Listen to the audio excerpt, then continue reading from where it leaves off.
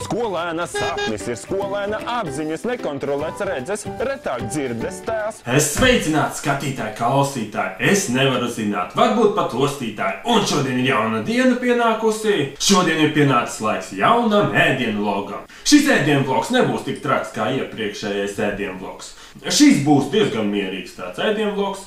Šodien gatavošu boršu. Kā man reiz vienas universitātes tehniskās fakultātes ēdnīcā stāstīja.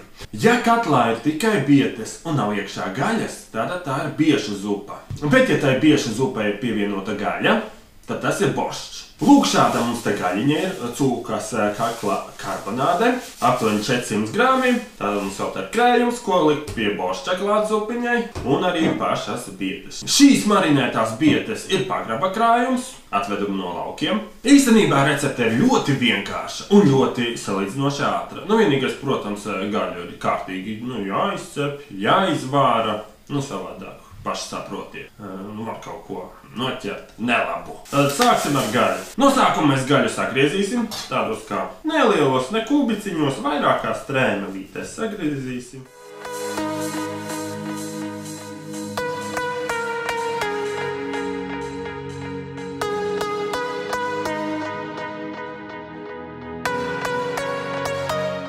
Un tālūk, gaļiņu mēs esam nelielos tādos gabaliņos sagriezuši. Tagad varam viņu cept. Cepšu es īstenībā katlā. Vēlams vienkārši izvēlēties ļoti biezu katlu, titāna ķeramikas, kaut kādu savādāku. Jo tas būs pavisam vienkārši. Tad tu vienkārši izcepsi, pieliesi ūdeni, nokāsīsi putiņas un ietaupīsi nedaudz savu laiku, nevajadzēs mazgāt pannu. Tātad es izvēlējos diezgan tādu biezu katlu, tas ir no titāna ķeramikas. Šai nodarbei tas derēs. Tad no sākuma pieliesim eļļu. Un pēc tam pieliksim pašu gaļiņu. Tagad mums atliek tikai kārtīgi gaļiņu apcept. Pa daudz arī apcept nevajadzētu, jo pēc tam jau visu to vajadzētu vārīt. Un kad izvārīs, jau vairs nebūs tik trāks. Tur var arī pusapceptu tādu.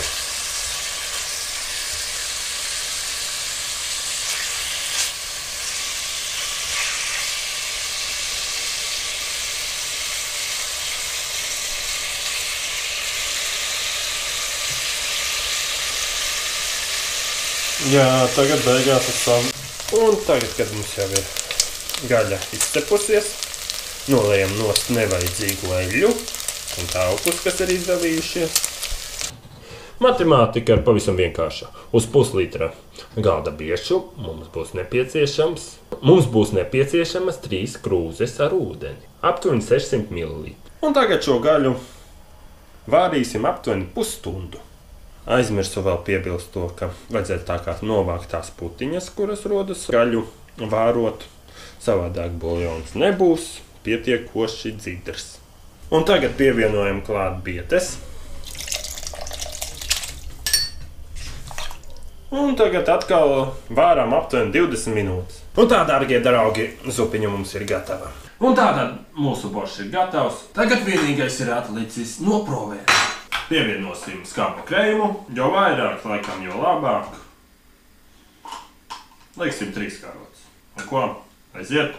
Labu apetīti, jūs neēdat. Iesaku tagad aiziet kaut ko tomēr apēst savādāk. Nomirsiet vēl no bada. To gan nevajadzētu pieļaut. Riktīgi labi. Jūt gaļu, jūt bieti. Vairāk nekas boršam nav nepieciešams. 3 balles no 3. Te nav nekādu absolūti variantu. 3 no 3 ballēm. Tas ir vispār visaugstākais novērtējums, kādu vispār es varu novērtēt. Ļoti garšīgi, ļoti forši. Un noteikti gatavošu kaut gadu vēl. Milzīgs paldies, ka noskatījies tomēr šo video līdz galam. Ar jums kopā bija Edgars. Paldies par jūsu uzmanību. Uz drīzu tikšanos!